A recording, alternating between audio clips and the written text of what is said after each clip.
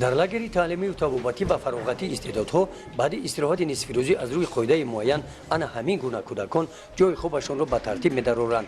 بعد انجام این کار آنها به بیرون برآمده هر نفر با گروه خود در این میدان جمع می‌آیند. با گروه قدم زدن و با گروه قدم زده سرود خواندن را در همین دوره آموختند. در این لاگر 30 نفر کودکان از اویله‌های کنیزات سفربر کرده شدند و در برابر این کودکان با کودکانی هستند که و استعداد خوب دارند، لیاقت خوب دارند. اینها هم سفربر کرده شدند. دوره چهارم استراحت تابستانه مکتبیان در ناحیه فرخار روز 15 آگوست آغاز یافته تا روز 30 آگوست ادامه می‌یابد. مدت 15 روز این کودکان با مشغولیت‌های گوناگون فرا گرفته می‌شوند. در این دوره کودکان کتاب می‌خوانند، رسم می‌کشند، بازی می‌کنند. برای گذراندن مشغولیت‌ها همه اشیا و واسطه‌ها با دستگیری شعبه معارف ناحیه در اینجا مهیا کرده شدند. من از خردی بسیار آرزو هوس داشتم که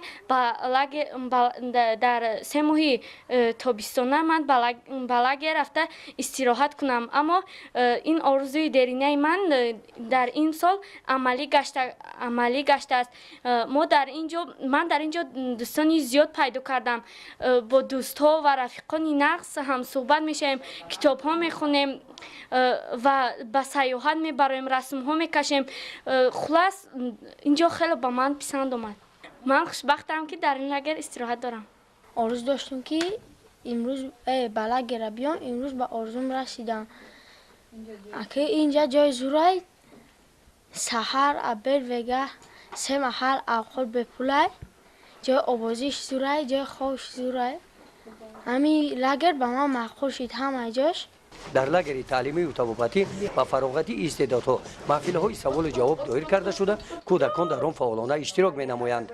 امروز ما خوانندگان بالایقاد را از طرف همین حکومت ناحیه، از طرف مدیر شعبه با استراحتگاه نسیم فرخار آوردند و ما خیلی روح بلند هستیم که با استراحتگاه آمده خیلی استراحت خوب کرده و هر گونه محفل ها، مثلا کتابخوانی، فوتبال بازی، والیبال بازی و هر گونه محفل ها همین استراحت خود را یعنی طولی که چند روز در اینجا هستیم میگذارونیم با روح شادی خوب با خانه ها برگشته با همسالانمون از همین جنان که ما رفتیم یعنی معلومات میدیم تا که آنها در دل خود خواندن رو جای دیان و در همین و کوشش کنند که یعنی خوانندگان همین خود به همین لاگر بیایند. در روزگاه نسیم فرخار در لاگر تعلیمی و تبابتی و فراغتی استعدادها کودکان از همه مکتب‌های ناحیه فرا گرفته شدند. در اینجا با بازی‌های شب‌خوار با 3 وقت خوراک تامین کرده می‌شوند. در این کار سهم مربی‌ها سلطان و سترف قهار شوی مردم خیلی کلانند و باعث افتخار سربلندی است که کودکان در 3 ماه تحصیل با میدانچه‌های نزد مکتبی فرا گرفته شدند که اینک خیلی هم باعث سالمی کودکان، باعث فکرانی خوبی کودکان می‌گردد و به دوره سالی تحصیل خونیش روز با فکری سالم به مکتب روان می‌شوند. در ناحیه فرخار دوره تعطیل تابستانه مکتبیان برای این کودکان انا همین گونه با تأثیرات‌های نیک انجام می‌یابد.